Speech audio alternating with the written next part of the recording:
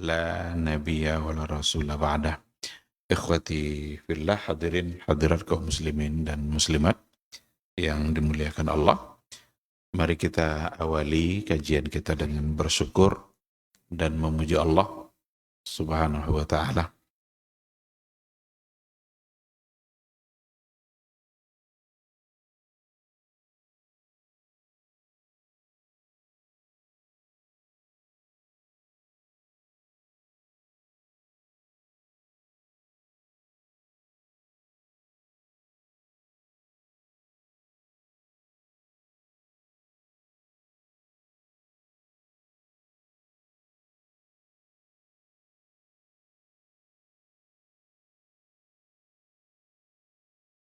Kita juga tidak akan bisa duduk sejenak di majelis ilmu pada malam hari ini kalau bukan karena kehendak dan izin dari Allah Subhanahu wa taala.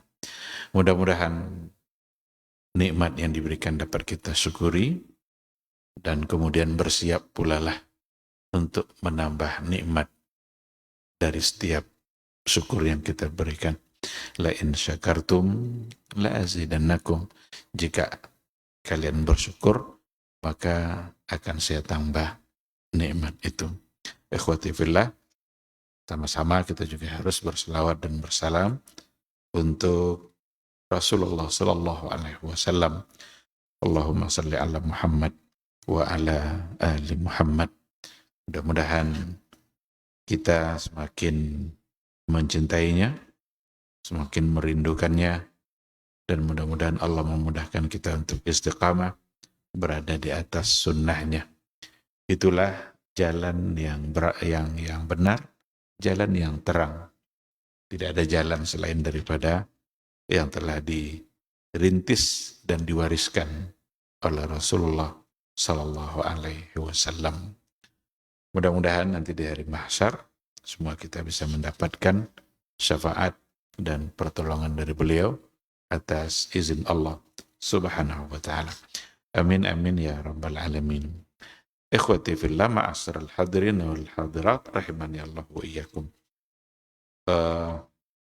Kembali kita pada malam hari ini memulai kajian Maqasidus Syariah, yang dalam hal ini kita sudah masuk pada Maqasidus Syariah fi ahkamil usrah.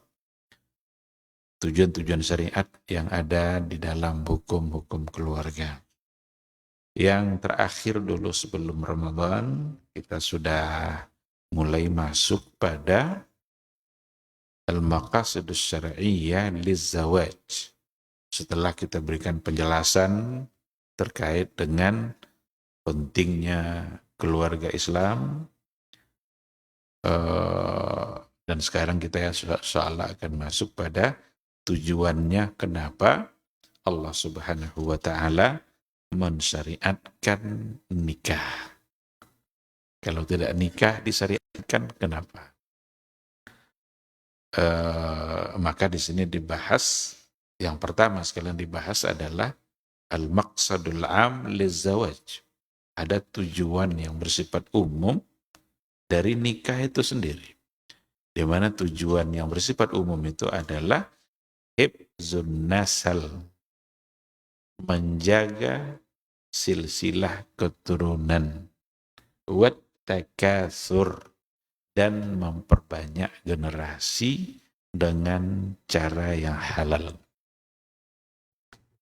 Jadi agar silsilah keturunan itu terpelihara dan juga memperbanyak generasi. Generasi itu harus berkembang terus, dan berkembangnya dengan cara yang halal, cara yang syar'i.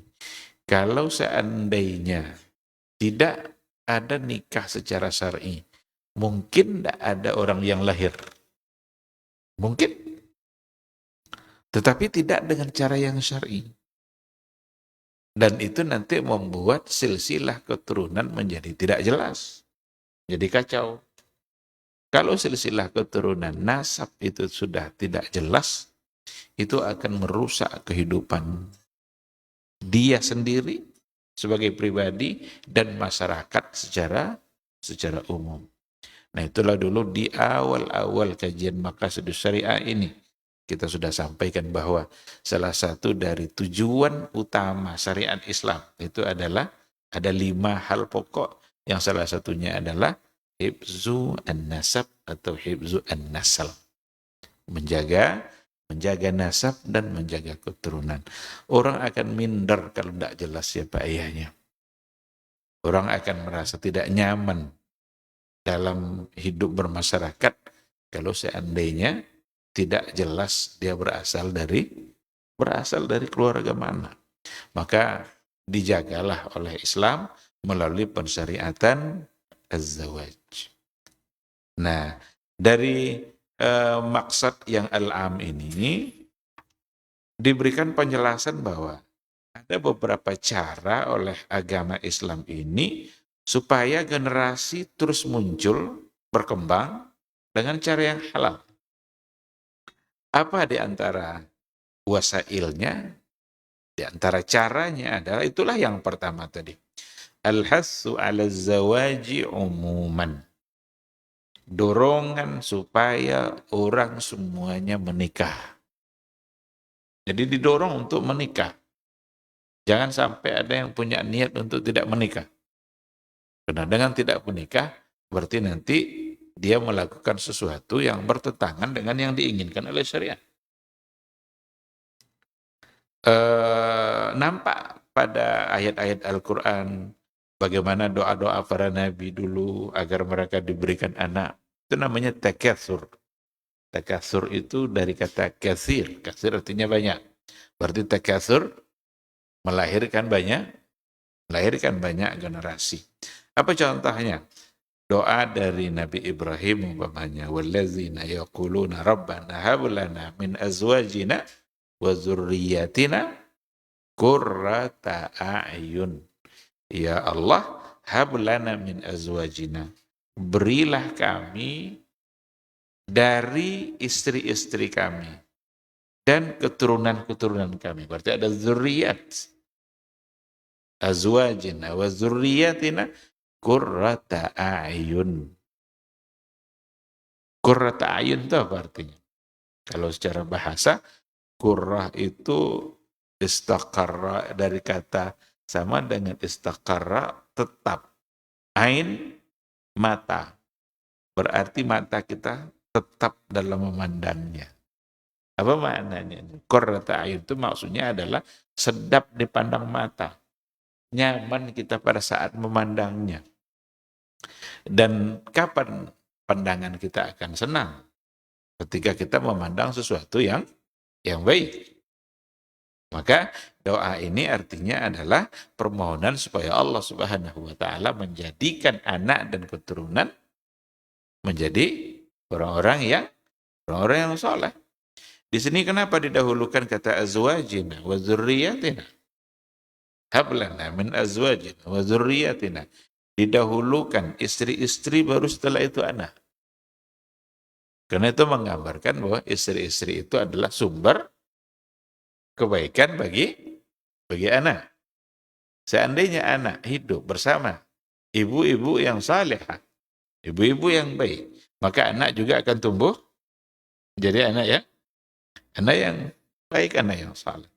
Tapi kalau seandainya anak-anak hidup bersama ibu-ibu yang tidak baik, ibu-ibu yang tidak salehah, ibu-ibu yang barangkali sikap dan tindakannya tidak sesuai dengan yang diinginkan oleh Allah, lalu anak-anak hidup bersama mereka, maka besar kemungkinan juga anak-anak ini akan mengikuti dan meniru apa yang dilakukan oleh ibunya sendiri. Maka di ayat ini didahulukan kata azwajina wa dzurriyyatina. Tapi intinya permohonan supaya istri dan anak-anak kita menjadi orang yang sedap dipandang oleh mata, penyejuk hati. Kalau seandainya kita pulang dari kerja, lalu kita menemukan anak kita sedang murojaah Al-Quran, mamanya. Gimana rasanya? Apa kita? Gimana rasanya? Ini yang qurrata ayun itu. Tapi kalau pas kita pulang kerja, ketemu dia sudah saling berkelahi berdua. saling cakar-cakaran, mengeluarkan kata-kata kotor dan lain sebagainya. Gimana kira-kira? Terbayang enggak apa maksud qurrata ayun di sini? Nah, itulah yang diinginkan. Qurrata ayun. Mata kita ingin terus menatapnya dalam keadaan seperti itu. Dan itulah inti dari doa-doa ini. Nah, maka walaupun ini datang dari Nabi, berarti Nabi pun sekelas Nabi pun berdoa. Apalagi kita yang bukan, apalagi kita yang bukan Nabi. Berarti kita orang yang biasa-biasa ini justru harus lebih banyak lagi berdoa kepada Allah supaya diberikan itu. Nah, dari sini, dari ayat ini diambil hukum. Di sini adalah al-hasu ala zawaj. Di sini ada dorongan untuk menikah. Dan kenapa kita harus menikah? Tentu diinginkan adalah az-zurriyat, adanya keturunan dari pernikahan. Apakah nanti akan bertentangan ketika ada para ulama yang tidak menikah? Nah, ada enggak ulama yang tidak menikah? Ada. Imam Nawawi wafat di umur 35 tahun. Dia tidak menikah.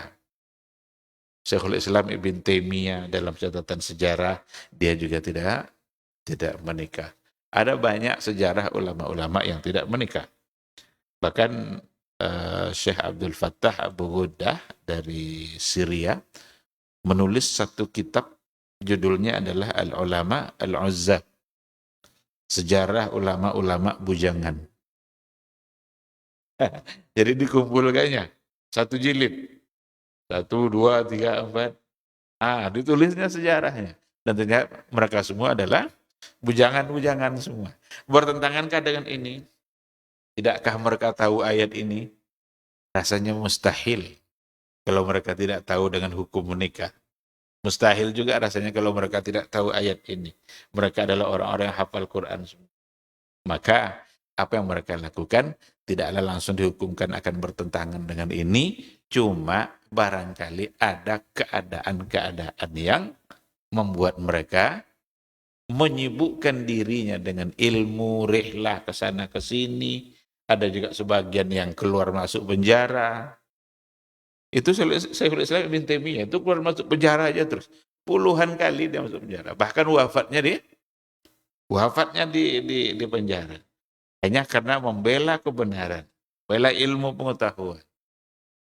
Nah, keadaan seperti itu membuat mereka lebih memilih untuk tidak menikah, karena bisa saja mereka meyakini dengan menikah justru mungkin akan menzalimi istri, karena dia lebih sering, lebih disibukkan oleh ilmunya. Maka bukan berarti bertentangan dengan apa yang diinginkan oleh Islam. Baik, ada ayat yang lain di sini, doa Zakaria, doa Nabi Zakaria. Hunalika da'a Zakaria rabbahu qala rabbi habli min ladunka dzurriyyatan thayyibah. Ini doa dari Nabi Zakaria. Dia berdoa kepada Rabbnya, dia berkata, wahai Rabbku, habli min ladunka dzurriyyatan thayyibah. Ya Allah, berilah saya, karuniailah saya dari sisimu dzurriyyatan thayyibah. Keturunan yang baik. Rata-rata kalau mereka memohonkan keturunan, yang mereka inginkan adalah bagaimana keturunan itu diberkahi dan di situ ada kebaikan. Ini yang pertama.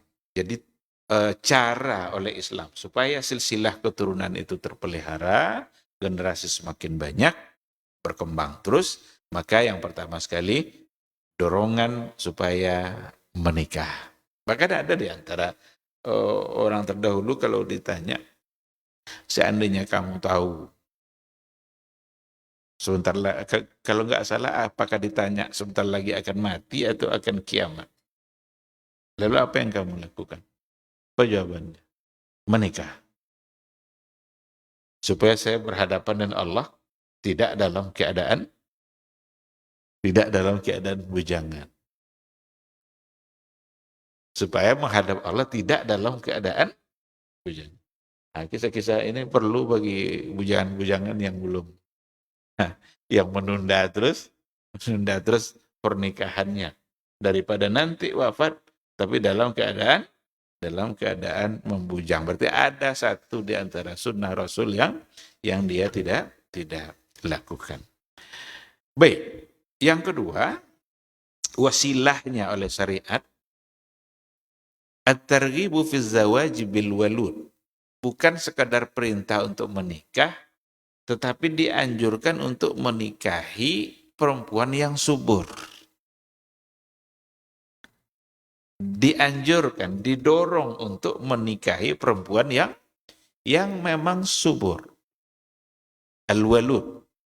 Maka dalam hadis Nabi, tazawwaju al-walud al-wadud. Nikahilah oleh kalian perempuan yang walud, yang bisa melahirkan banyak anak, seperti yang subur. Al-wadud, yang penyayang. Jadi dia bisa melahirkan banyak anak, kemudian penyayang. Kenapa agama menyuruh untuk memilih yang itu? Al-walud. Tidak lain dan tidak bukan supaya generasi bisa banyak berkembang. Inilah anjuran agama kita. Rasulullah SAW akan menjadi nabi yang bangga nanti dengan umatnya ketika jumlah umatnya banyak. Ada nabi menceritakan dalam sebuah hadis nanti di hari akhirat kelak, ada di antara nabi yang pengikutnya hanya hitungan jari. Ada di antara nabi yang tidak punya pengikut, ada yang banyak. Dan saya, kata Rasul, inni mukatsirum bikumul umam. Saya nanti akan ingin berbangga-bangga dengan umat saya yang jumlahnya banyak. Maka caranya adalah untuk memperbanyak generasi. Wasilahnya adalah menikahi perempuan-perempuan yang walud, yang subur, yang bisa melahirkan anak. Ada sebuah riwayat, ja'a rajulun ilan nabi. Datang seorang lelaki kepada Nabi SAW. Faqala, lalu dia berkata, inni asabtu imra'atan zata hasabin wa jamalin wa annaha la talid. Kata laki-laki itu kepada Nabi, ya Rasulullah, saya ingin untuk menikahi seorang perempuan, dia punya keturunan yang baik, parasnya juga cantik, wa annaha la talid. Tetapi dia itu artinya dia itu mandul. Afa atazawwajuha, apakah saya lanjutkan pernikahan itu? Qala la. Kata Nabi, jangan pilih itu. Summa atahu tsaniyah. Lalu datang lagi dia untuk yang kedua kalinya menyampaikan keinginan yang sama. Fa atahu tsalitsah. Datang lagi untuk yang ketiga. Disitulah Nabi mengatakan, tazawwaju al-wadud al-walud fa inni mukatsirum bikumul umam. Kata Rasul, tazawwaju, nikahilah oleh kalian perempuan yang penyayang, al-wadud. Al-wadud itu dari kata wuddu, sama dengan mawaddah. Kan rahmatan, mawaddatan wa rahmah. Ada kata mawaddah. Mawaddah itu kan itu al-wadud itu dari kata itu. Al-walud itu walad. Walud berarti dia bisa mendatangkan, melahirkan banyak anak. Fa inni mukatsirum bikumul umam. Karena saya akan membanggakan kalian nanti di hadapan umat-umat yang lain.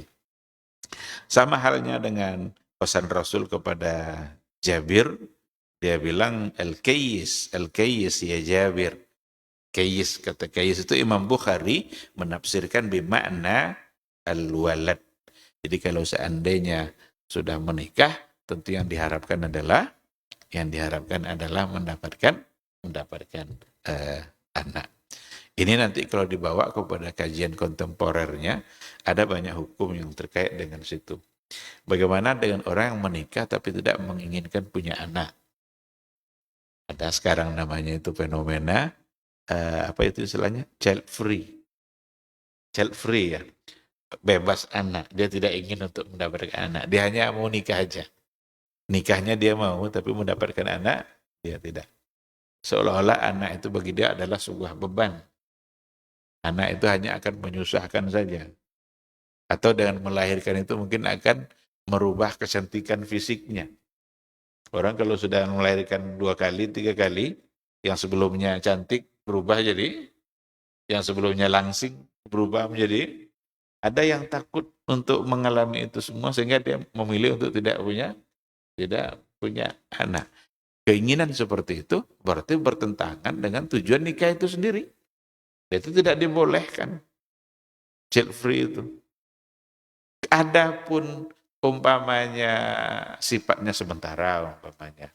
Karena sekarang lagi sibuk kuliah umpamanya, suami istri sibuk kuliah, sekarang kita undur dulu punya anak sampai selesai kuliah. Itu bukan child free namanya. Itu hanya sekedar merancang dan merencanakan masa depan. Untuk hal itu insya Allah tidak mengapa. Tapi kalau sama sekali tidak mau, apalagi nanti kalau dilakukan langkah-langkah supaya tidak hamil. Apa contohnya? Vasektomi, tubektomi. Itu ada yang bisa, pintu rahim itu bisa ditutup. Sehingga tidak lagi bisa dimasuki dan tidak bisa dibuahi. Vasektomi sama tubektomi. Satu untuk laki-laki, satu untuk perempuan. Itu sudah ada hukumnya oleh para ulama, majelis ulama yang menghukumkan itu adalah sesuatu yang hukumnya haram, tidak dibolehkan karena menentang apa yang dikehendaki oleh Allah Subhanahu wa taala. Tidak sesuai dengan tujuan menikah itu sendiri. Nah, jadi yang kedua, oleh agama wasilahnya dianjurkan untuk menikahi perempuan yang subur. Lalu gimana caranya?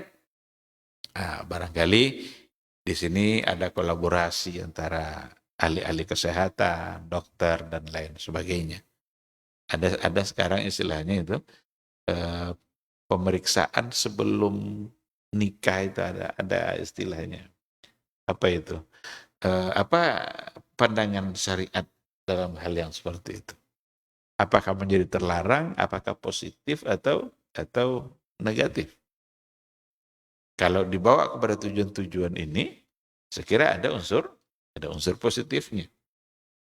Karena cek kesehatan sebelum dia melakukan pernikahan. Nah, jika itu sesuai dengan yang diinginkan oleh syariat, tentu itu bisa menjadi hal yang dibolehkan. Nah, yang ketiga, caranya oleh syariat adalah at-targhibu fi ta'addudiz zaujat. Ada anjuran agama untuk ta'addudiz zaujat. Apa itu ta'addudiz zaujat? Punya istri lebih dari satu. Poligami. Poligami itu sebagai sebuah syariat tidak boleh ditentang. Kita belum bisa mengamalkan, itu lain. Tapi jangan hukum yang ditentang. Ini persoalannya. Karena bicara soal poligami ini memang sensitif juga. Tapi sekali lagi, ini adalah hukum yang datang dari Allah. Ketika Allah mensyariatkan, pasti di situ ada hikmahnya, ada tujuannya. Maka jangan ditentang. Karena ada kecenderungan dari kelompok-kelompok seperti liberal, itu menentang. Tidak menentang itu berarti tidak dibolehkan. Agama kan bukan mewajibkan. Hanya membolehkan saja. Coba kalau agama mewajibkan. Kan lebih repot lagi. Ini bukan diwajibkan, tapi dibolehkan. Kalau bahasanya dibolehkan, berarti ada saat-saat yang memang itu bisa dijadikan sebagai solusi. Maka di kampus kami sering mendiskusikan. Saya beri satu judul, poligami itu solusi atau masalah? Kira-kira poligami itu solusi kah atau masalah? Bisa jadi solusi, tapi kalau tidak tepat bisa menjadi masalah. Karena soal poligami bukan hanya keinginan untuk memiliki lebih dari satu saja. Agama kan memberikan syarat-syarat dan ketentuannya. Syarat dan ketentuan berlaku. SKB. Kalau tidak ikut syarat, berarti jangan lakukan. Nah, jika syarat ketentuan diikuti, yakinlah pasti akan menjadi solusi. Dan pada akhirnya nampaklah oleh kita nanti di situ bagaimana hikmatut tasyri'nya. Bagaimana hikmah yang datang dari Allah dari pensyariatan adanya bolehnya untuk ta'addud az-zaujat. Boleh lebih dari beristri lebih dari satu. Dibatasi sampai 4. Kecuali Rasulullah Sallallahu Alaihi Wasallam. Kalau Rasul lebih dari 4 karena dia punya tujuan syar'i yang lainnya yang tidak dimiliki oleh yang lain. Itu hanya kekhususan hukum yang hanya boleh untuk Rasulullah Sallallahu Alaihi Wasallam. Adapun umatnya hanya sampai 4. Ada dulu, ya? Pada masa jahiliyah tak terhitung jumlah istri mereka. Ada yang 12, ada yang 10, ada yang 15. Bayangkan. Maka ada sahabat namanya Ghailan. Ghailan itu punya istri 10. Masuk Islam. Apa kata Rasul kepada Ghailan? Ya Ghailan, amsik minhunna arba'an. Ambil dari yang 10 itu 4. Karena dia sudah masuk Islam. Kalau dia sudah masuk Islam, berarti harus mengikuti aturan agama. Nah, ambil 4, sisanya ceraikan, tinggalkan. Nah, karena dia sudah menjadi seorang Muslim, tentu dia mentaati Rasulullah Sallallahu Alaihi Wasallam. Maka dipilihnya 4, sisanya dia tinggalkan. Nah, maka untuk umatnya hanya segitu.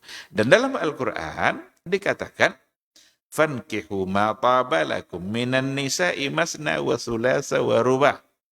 Nikahilah perempuan-perempuan yang cocok, yang baik bagi kalian. 2 atau 3 atau 4. Di sini ada masna wa thulatha wa ruba'.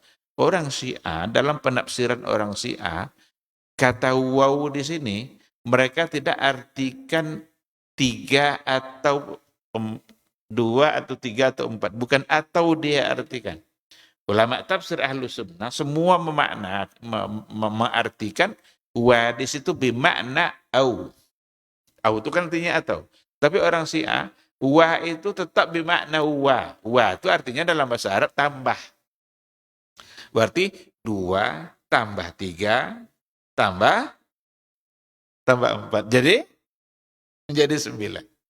Itu penafsiran orang Syiah.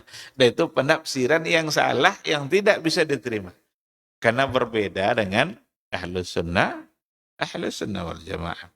Orang Syiah itu kan memang konsep mereka itu adalah mukhalafatu Ahlus Sunnah. Selagi bisa berbeda dengan Ahlus Sunnah, kenapa harus sama? Jadi, selagi bisa berbeda, akan terus dicari perbedaan. Itulah konsep beragamanya orang Syiah. Ketika Ahlus Sunnah meyakini bahwa kaki dalam berwudu mesti dibasuh.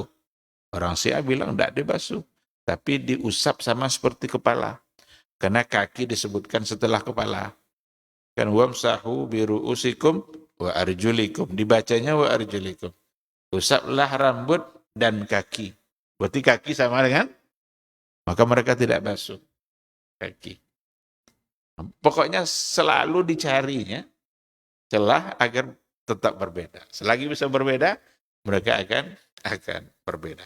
Maka penafsiran Syiah tentang ayat ini itu penafsiran yang tidak dapat diterima. Baik, ada yang menarik di sini dijelaskan kenapa agama membolehkan poligami. Nah, apa maqasidnya? Di sini disebutkan beberapa poin. Yang pertama, taktsirun nasal. Memang tujuannya adalah untuk memperbanyak keturunan. Seandainya seorang lelaki punya istri 1, tentu akan kesempatan untuk mendapatkan anak hanya dari satu pintu. Sedangkan kalau seandainya sampai 4, tentu akan lebih banyak. Maka sesuailah dengan tujuan syariat yang tadi itu, taksiru an-nasal. Nah, tapi ini tentu saja diikutkan dengan kemampuan dan keadilan. Karena ada pula orang suka hanya membuat banyak-banyak, tapi dia tidak mau bertanggung jawab dengan apa yang dihasilkan dari kerja dia. Yang diinginkan oleh agama bukan hanya sekedar jumlahnya saja, bukan hanya sekedar kuantitas, tapi juga kualitas. Maka yang pertama sekali taksiru an-nasal, memperbanyak itu. Kenapa harus banyak? Ternyata di Jerman katanya pernah mencoba untuk membatasi kelahiran. Dan ketika dibatasi, ini pernah disampaikan dulu oleh Profesor Daud Rashid, ada dalam buku dia. Di Jerman itu pernah krisis pemuda. Sehingga pabrik-pabrik mereka nggak jalan karena tenaga kerja kurang. Sebab sebelumnya ada pembatasan kelahiran. Nah, jangan sampai nanti dunia Islam ingin dibawa ke situasi dan kondisi itu. Diberikanlah iklannya nanti. 2 anak cukup, laki-laki perempuan sama saja. Kan ada orang kalau dua-duanya laki-laki ingin dapat perempuan. Kalau dua-duanya perempuan ingin dapat laki-laki. Tapi diiklankan laki-laki perempuan sama saja. Diiklankan seperti itu. Padahal Quran bilang apa? Walaysa dzakaru kal unsa. Tidaklah sama perempuan dengan laki-laki. Quran mengatakan tidak sama, pasti tidak sama. Berarti itu saja, kata-kata itu saja sudah bertentangan dengan Al-Quran. Maka fungsinya kenapa harus banyak? Inilah disebutkan di sini. Iktifa al-muslimina fi awqatil mihna wa ayyamil jihad. Untuk mencukupkan umat Islam itu kalau satu saat nanti ada jihad, ada perang. Siapa yang akan menghadapi musuh? Coba kalau masing-masing istri hanya punya anak satu. Nah, datang nanti satu saat ujian dari Allah mungkin. Atau ada tanggung jawab dalam membela agama. Di mana harus berjihad dan lain sebagainya. Tidak punya pasukannya. Tapi kalau banyak yang dilahirkan, maka mereka akan selalu punya pasukan. Gaza itu tak sedikit mati. Tapi tidak habis-habis pasukan mereka. Tiba-tiba sudah diwisuda 3.000 anak hafal Quran gitu kan. Padahal mereka dalam menghadapi kondisi perang. Tetapi generasi muncul terus, lahir terus. Tidak ada yang membatasi kelahiran di situ. Nah, mudah-mudahan Allah memudahkan mereka keluar dari musibah yang dihadapi. Tapi itulah buktinya. Tiba-tiba datang berita bahwa di sekolah ini wisuda sekian hafiz Quran yang masih kecil-kecil. Itu menandakan bahwa banyak yang kembar. Iya, betul itu. Jadi sudah diatur oleh Allah Subhanahu wa ta'ala. Di sini juga disebutkan saddul hajati ilal yadil amila al muslimah. Untuk menutup hajat dan kebutuhan kita terhadap tenaga-tenaga kerja muslim. Kita akan memiliki banyak tenaga dengan lahirnya generasi. Kemudian juga dikatakan untuk menghina keinginan orang-orang kufar yang selalu ingin membatasi jumlah umat Islam. Ini kayaknya penulis ini tahu juga dia unsur-unsur politik dalam persoalan ini. Karena memang yang memaksa dunia Islam untuk membatasi anak itu justru datang dari luar. Mereka yang ingin mencoba untuk mengatur jumlah anak kita. Mereka mencoba untuk mengatur hanya cukup segini. Nah, itu dipaksakan pada dunia Islam. Sementara mereka yang di luar, mereka justru memiliki keturunan yang banyak. Nah, jadi poin yang pertama yang menjadi maqasidnya kenapa poligami disyariatkan, memperbanyak keturunan. Yang kedua, al-qadha 'ala al-unusa wa nasrul 'iffah, untuk mengatasi problem perempuan-perempuan yang sudah tua tapi tidak menikah. Itu unusah istilahnya. Unusah itu perempuan-perempuan yang sudah berumur tua tapi dia tetap tidak juga menikah. Nah, dengan adanya pensyariatan ta'adduduz zaujat, maka ini bisa teratasi.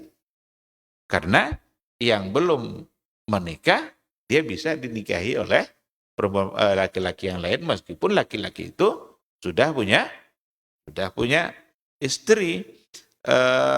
Karena nanti di akhir zaman ini ada hadis. Hadis ini diriwayatkan oleh Imam Bukhari. Adalah hadis yang sahih. Apa kata Rasul? Inna min asratis sa'ah, di antara tanda-tanda hari kiamat nanti adalah yurfa al-ilm. Ilmu dicabut, ilmu diangkat. Ilmu diangkat itu bukan ilmu itu yang hilang dari dada kita, tapi dengan mematikan para ulama. Sehingga yang tersisa adalah orang-orang yang jahil. Maka ilmu diangkat, wa yaksurul jahal. Kejahilan semakin banyak. Wa yaksuruz zina. Perzinaan juga sudah semakin dianggap biasa, sudah banyak yang melakukan. Bahkan orang tidak lagi malu-malu. Bangga orang sekarang menceritakan perbuatan zinanya. Diekspos. Disampaikan di media sosial. Perbuatan yang tidak senonoh yang dia lakukan. Kalau mau, tidak lagi ditutup-tutupi, tinggal pilih aja mau yang mana. Nanti mau di hotel mana. Luar biasa kemaksiatan. Yang sesuai pada hadis Nabi ini katanya di akhir zaman seperti itu. Rasa takut kepada Allah itu berkurang. Ketakwaan kita kepada Allah sudah semakin terkikis. Sehingga tentu tidak lagi terlalu malu untuk melakukan perbuatan dosa. Nah, dan Nabi ternyata sudah mengatakan, wa yaksuru surbul khamar. Juga akan semakin banyak nanti mabuk-mabukan, minum khamar. Khamar dalam artian luas. Ganja, ekstasi, sabu-sabu. Kalau khamar itu kan hanya biasanya dipahami sesuatu yang diminum. Sekarang ada yang tidak diminum, ditelan. Berapa banyak itu bertonton yang dimasukkan ke negara kita. Tapi cuek aja. Yang ditangkap yang 15 gram. Yang yang 15 ton, diapain coba? Nah, jadi ada semacam pembiaran, karena ada bisnis yang luar biasa di sini. Nah, yang menarik, yaqillur rijal wa yaksur nisa. Yaqillur rijal. Laki-laki jumlahnya semakin sedikit dan perempuan jumlahnya semakin banyak. Hatta yakunal khamsina imra'atan al-qaimul wahid.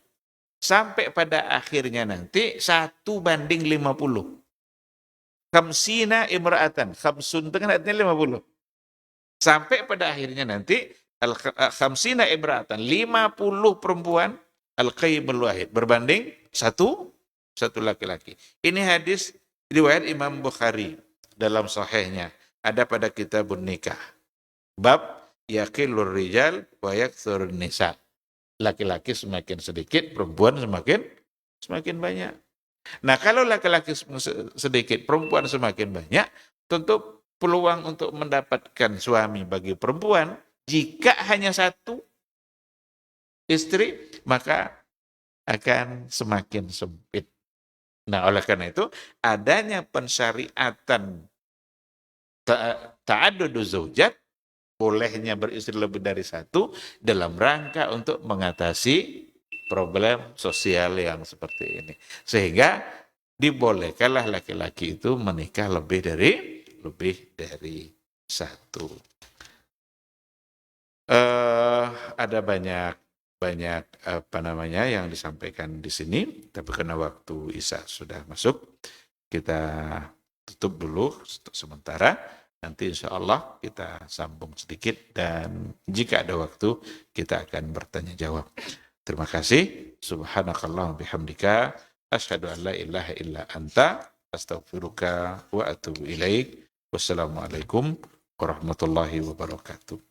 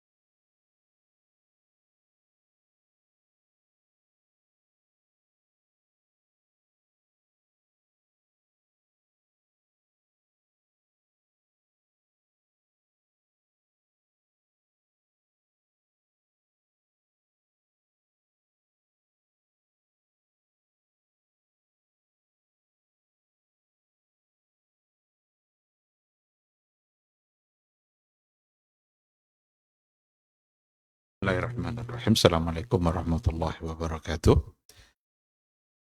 Alhamdulillah. Wassalatu wassalamu ala rasulillah. Wa ala alihi wa sahbihi wa mawala. Ma'asyiral hadirin wal hadirat. Rahimani Allahu wa iyyakum. Sebelum kita bertanya jawab, ada beberapa poin tadi sebagai tambahan.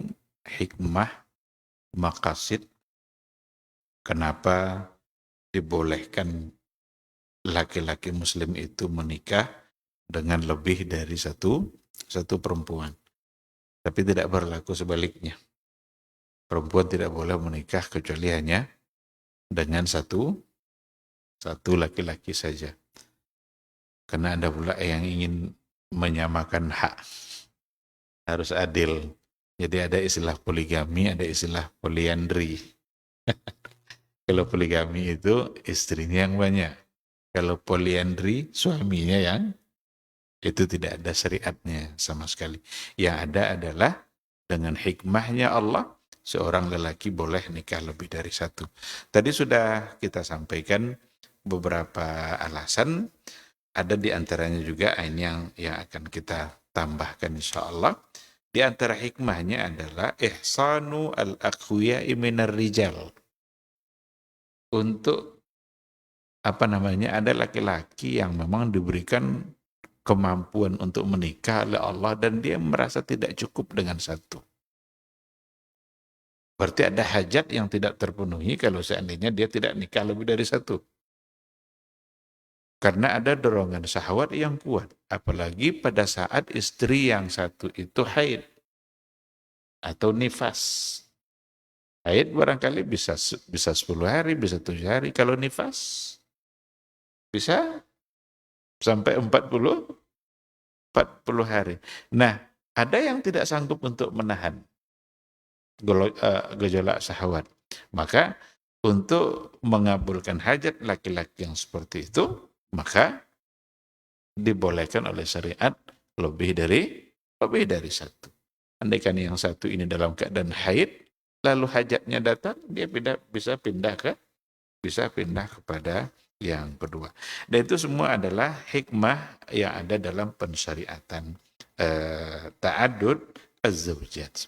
Ada yang menarik di sini dikatakan bahwa di antara hikmahnya juga agar semakin taat istri itu. Kenapa dan dari mana datang ketaatannya? Karena dia punya saingan dalam mentaati suami. Jadi ketika dia melihat suami istri pertama itu taat kepada suaminya dan berbuat baik, istri kedua tidak pula mau kalah dalam mentaatinya. Tapi kalau tidak ada saingannya, dia kadang-kadang semaunya aja.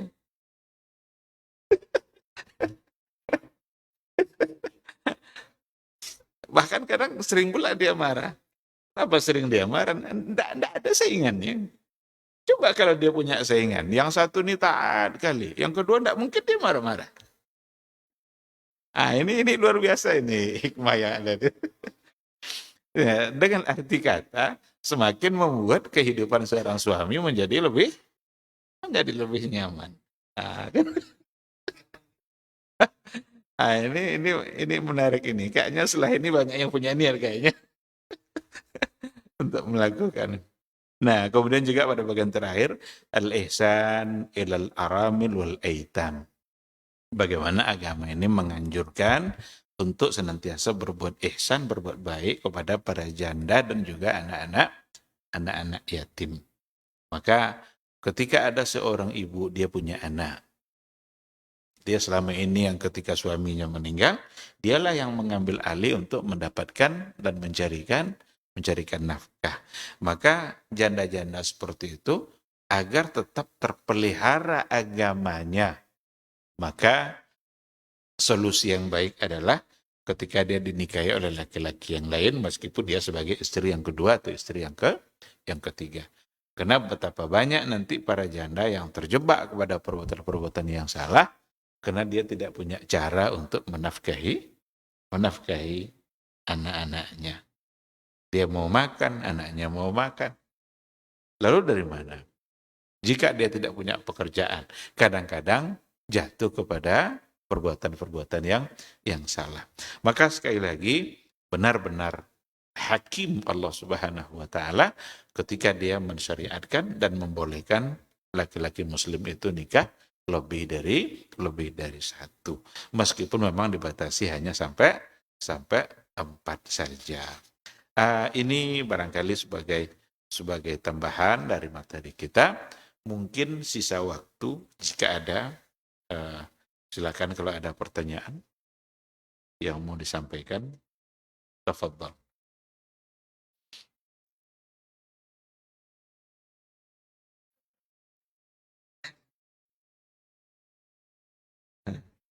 Ya, bagi yang selama ini ragu-ragu, mudah-mudahan malam ini yakin. Malam ini datang keyakinannya. Ah, Silakan kalau seandainya ada. Tafadhal.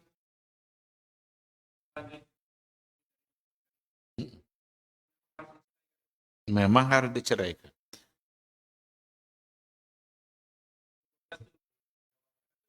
Hmm. Kalau yang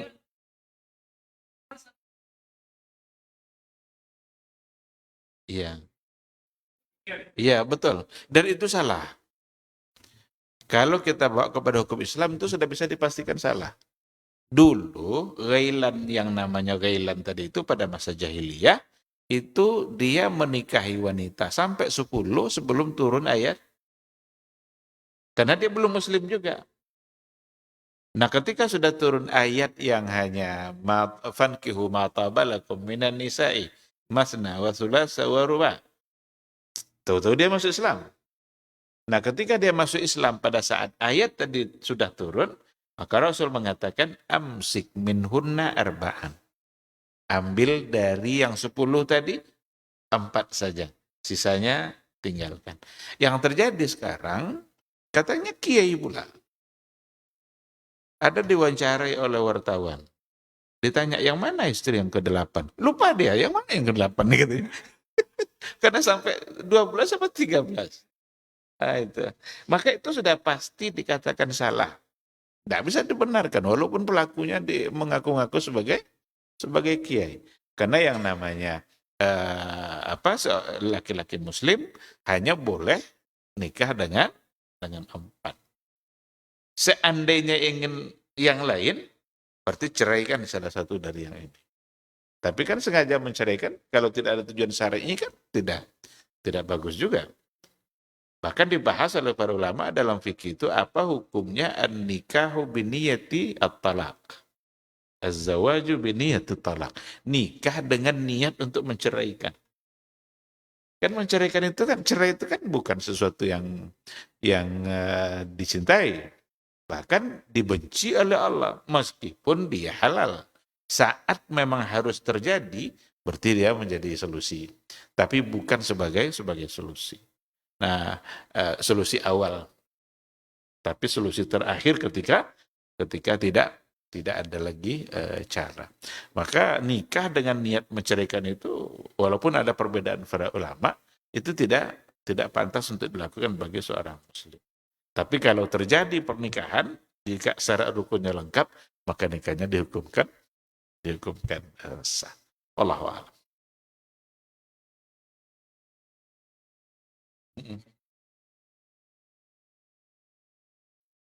Kalau sekarang dia lakukan, tidak sah, tidak boleh. Karena batasnya hanya batasnya 4. Rasanya kalau bahasa tidak tahu itu mungkin tidak bisa diterima. Karena dia juga dikatakan pengasuh pondok atau apa gitu kan.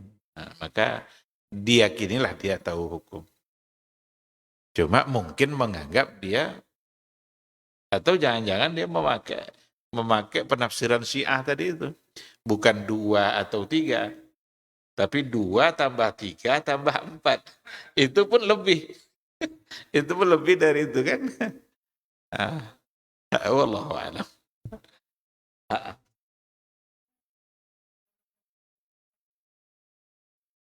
Mm-mm.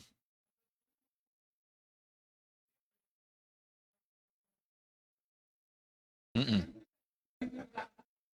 Iya, iya.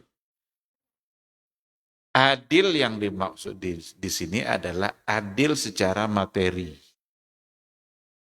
secara materi, bukan secara perasaan dan cinta, secara materi. Dan maksud adil secara materi bukan pula sama jumlah, tapi memberikan kebutuhan yang sama. Karena kalau ini anak satu, ini anak empat, tentu tidak sama kebutuhannya. Dan adil tidak ditentukan oleh jumlah materi, tapi kebutuhannya terhadap materi. Itu adil. Adapun adil secara cinta dan perasaan, Nabi pun mengaku di hadapan Allah kalau dia tidak bisa adil. Dan memang tidak akan bisa adil. Ini umur 50, ini umur 23, tentu tidak sama cintanya. Maka kita tidak dituntut untuk hal yang kita tidak mampu. Dan ayat mengatakan, walan tastati'u an ta'dilu. Kalian tidak akan sanggup untuk adil. Adil yang dimaksud di sini adalah adil secara cinta. Adapun adil secara materi, maka itu yang harus dilakukan. Kalau tidak mampu untuk memberikan keadilan pada materi, yang ini dikasih makan terus, yang ini tidak, berarti dia tidak adil. Maka jangan lakukan. Cuma nanti muncul beberapa masalah dalam persoalan keadilan. Seandainya istri pertama sudah dihajikan, wajibkah istri kedua dihajikan atau tidak? Nah, kan mulai banyak masalah-masalah kan. Kalau istri pertama dulu disekolahkannya sampai S2. Nah, istri kedua dia minta sekolah juga S2. Wajib kan? Nah, jadi ada hal-hal yang kadang didiskusikan. Ini materi saya di S2 S3 itu hukum keluarga ini. Jadi macam-macam diskusinya yang muncul itu. Termasuklah kayak yang tadi itu kan. Harus enggak ini dihajikan juga. Apakah itu bagian dari kewajiban dari si materi atau tidak? Ataukah materi ini fokus pada kebutuhan pokoknya? Makannya, pakaiannya, rumah. Ini buat rumah, ini enggak.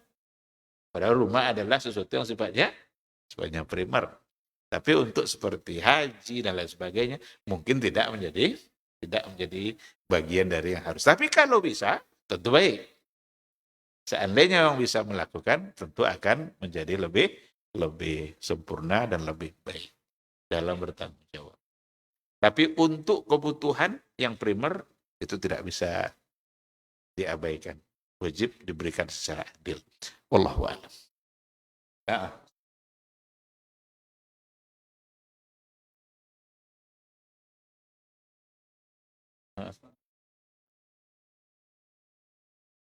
Tidak perlu menafkahi itu kadang bahasa-bahasa sebelum akad itu. Sebelum akad, enggak perlu, enggak kasih nafkah. Tetapi kalau sudah akad, sudah menjadi suami yang sah, maka kewajibannya adalah memberikan memberikan nafkah. Meskipun suami istrinya kaya raya, yang namanya suami berkewajiban memberikan nafkah. Tapi bolehkah si istri menggugurkan haknya atau tidak? Ini lagi. Bolehkah menggugurkan hak? Dia sendiri yang menggugurkan hak itu. Berarti bukan kehendak suami. Kalau memang dia yang menggugurkan haknya, berarti boleh-boleh saja. Karena memang dia yang tidak mau apa kan. Adalah abang tidak apa-apa kan. Yang penting abang jadi suami saya. Bahkan dia yang membantu. Maka jika memang seperti itu, maka secara hukum boleh-boleh saja. Cuma harga seorang suami kan justru ada di sini kemampuan dia untuk memberikan nafkah. Ketaatan istri akan datang ketika suami memang memberikan hak dan kewajiban-kewajibannya, khususnya dalam persoalan nafkah. Maka mesti atau perlu juga suami tetap memberikan nafkah yang diperlukan. Wallahu subhanahu wa ta'ala. Ya, kalau tidak adil maka di akhirat jalannya miring karena dia tidak bisa berubah. berbuat adil. Nanti ketahuan di akhirat rupanya dia tidak adil. Baik, kalau silakan.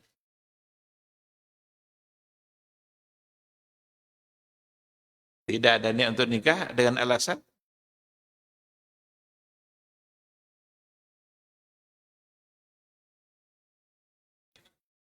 ini bukan satu ya, tapi tidak ada niat sama sekali. Iya, tidak niat untuk.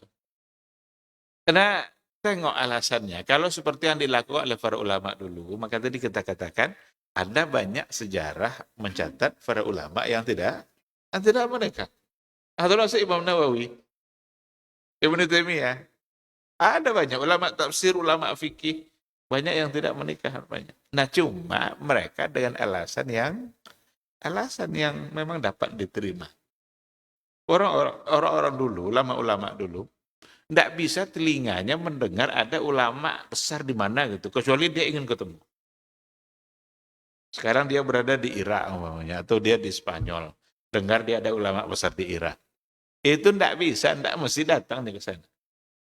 Jadi ada kekhawatirannya kalau dia menikah, mungkin dia akan lebih sering meninggalkan istrinya.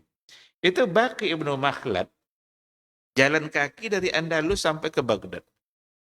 Coba bayangkan, Spanyol, Baghdad, jalan kaki. Karena dia mendengar di sana ada seorang yang namanya Imam Ahmad. Itu pada masa Imam Ahmad. Jadi semasa dia dengan Imam Ahmad itu. Nah, itulah tabiat ulama-ulama dulu. Maka banyak mereka yang menghindar untuk menikah itu karena dia lebih mengedepankan rihlah ilmiahnya dalam menuntut ilmu. Nah, yang orang hari ini umpamanya tidak ada niat untuk menikah. Kenapa? Adakah alasannya?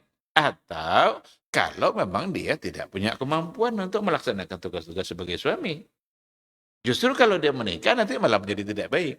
Itu boleh-boleh saja. Berarti dia tahu dengan keadaan diri dia.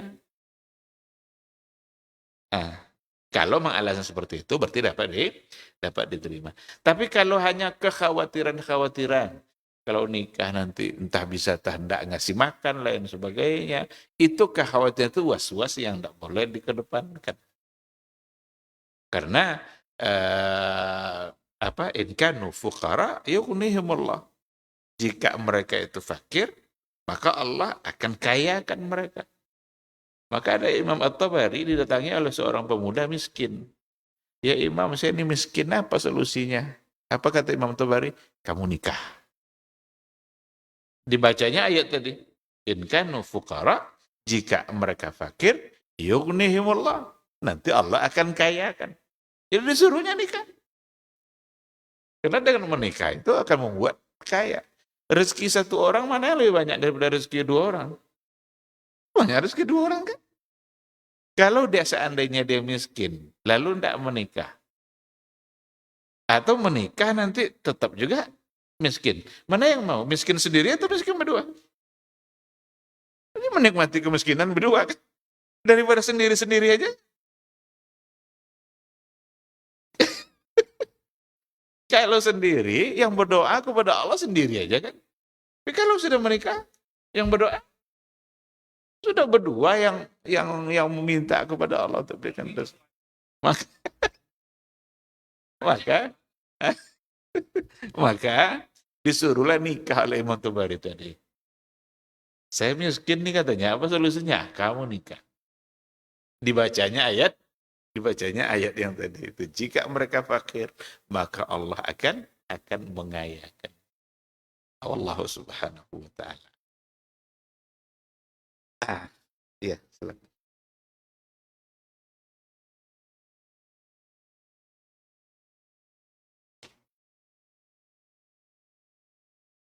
Tinggi betul.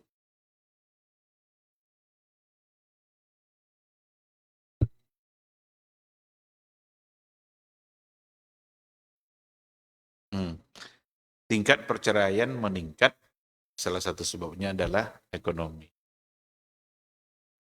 Sebab ekonomi itu ada dua kemungkinan, atau dua gambaran. Ekonomi menurun, atau ekonomi meningkat. Ternyata data perceraian termasuk di Pekanbaru, di Riau, itu semakin banyak terjadi ketika istri-istri yang mengajar itu keluar sertifikasinya. Lebih banyak gajinya daripada suaminya sendiri. Berarti masalah ekonomi juga, tapi bukan bukan kena berkurang, tapi kena meningkat. Itu data yang asli, itu valid itu. Jadi banyak gugatan cerai karena istri merasa dia sudah mapan ekonominya, seolah-olah dia tidak lagi memerlukan suami dalam persoalan keuangan. Lebih mudah dia untuk tidak mentaatinya, lebih mudah dia untuk mendurhakainya. Kenapa nafkah itu ada di tangan suami?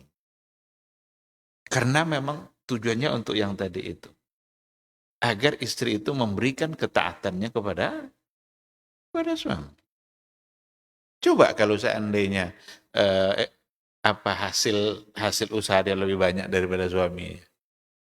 Sulit untuk mentaati suami itu. Karena dia merasa dari sisi ini lebih. Apalagi kalau sempat dia pula yang ngasih suaminya. Suaminya jadi yang jadinya taat ke dia. Itulah sebabnya agama mengatur untuk nafkah itu ada di tangan suami. Bukan berarti istri tidak boleh. Boleh bagi istri, jadi fadilah baginya ketika ia membantu ekonomi keluarga. Tapi yang penyebab sebetulnya bukan hanya pada soal ekonomi aja, tapi ada pada soal pemahaman agama. Kalau soal agamanya yang kurang, ini pasti akan masalah. Adapun soal ekonomi, tidak apa-apa dia tinggi gajinya, tapi agamanya kuat. Khadijah lebih banyak hasilnya daripada Nabi. Karena Khadijah kaya raya kan? Kemana aja dia dagang, laris. Tapi Nabi tetap menjadi suaminya. Nabi yang mengatur kehidupan rumah tangganya karena agamanya kuat. Maka kuncinya sebenarnya bukan harus cari uang banyak-banyak, tingkatkan agama, tingkatkan ketakwaan. Insya Allah akan bisa terhindar dari perceraian. Karena kalau tidak kuat agama, tidak kuat iman, itulah contoh tadi. Semakin banyak uang justru semakin bermasalah. Orang kan semakin banyak uang semakin bersyukur. Ini enggak. Justru semakin menimbulkan persoalan dalam rumah tangga. Baik suami maupun istri. Yang istri semakin banyak gajinya, kalau enggak kuat agamanya, semakin sering pula dia jajan di luar sana. Lagi-lagi persoalan agama. Maka Nabi sudah memberikan kunci soal agama ini. Kalau memilih istri, fazfar bizatiddin. Pilih dari sisi agamanya. Untuk suami, Nabi juga berikan panduan. Apa kata Rasul dalam hadisnya? Kalau iza ja'akum man tardawna dinahu. Sebagai wali, jika kalian didatangi oleh seorang lelaki yang kalian ridha dengan agamanya. Kalian tengok agamanya bagus. Datang dia untuk melamar putri kalian. Apa kata Rasul? Jangan ditolak. Kalau ditolak, takun fitnatun fil ardi wa fasadun kabir. Yang akan terjadi adalah fitnah dan kerusakan yang besar. Kalau orang yang baik ditolak, lalu siapa lagi yang akan menerimanya? Untuk orang buruk. Akan dua-duanya agama nih. Untuk perempuan fasfar bizatidin, untuk laki-laki juga tardawna dinahu. Dua-duanya urusannya adalah dengan agama. Kalau agama sudah baik, mau ekonomi meningkat, mereka akan bersyukur. Saat ekonomi menurun, mereka akan sabar dan rumah tangganya tetap akan aman. Saya kira seperti itu. Wallahu subhanahu wa ta'ala a'lam. Baik, saya kira kita cukupkan sampai di sini. Sudah jam 8.30. Tadi ada usulan, walau alam tergantung pengurus nanti, katanya nanti kalau pas azan aja dulu tapi tidak turun dari sini. Setelah azan lanjutkan sampai bunyi. Nah, bisa saja nanti itu digunakan untuk tanya jawab. Kalau seperti biasa kan azan kita selesai, kemudian nanti setelah sholat mulai. Bagi saya tidak ada persoalan. Mungkin nanti kebijakan pengurus seperti apa, saya akan ikut dengan apa yang diputuskan. Saya kira sampai di sini kajian kita malam hari ini. Terima kasih. Mudah-mudahan majelis ini majelis yang diridhai oleh Allah, mendapatkan keberkahan, bisa menambah ilmu kita. Semoga Allah memberikan kita semangat istiqamah berada di atas sunnah Rasulullah Sallallahu Alaihi Wasallam. Subhanakallahumma bihamdika, asyhadu an la ilaha illa anta, astaghfiruka wa atubu ilaik. Wassalamualaikum warahmatullahi wabarakatuh.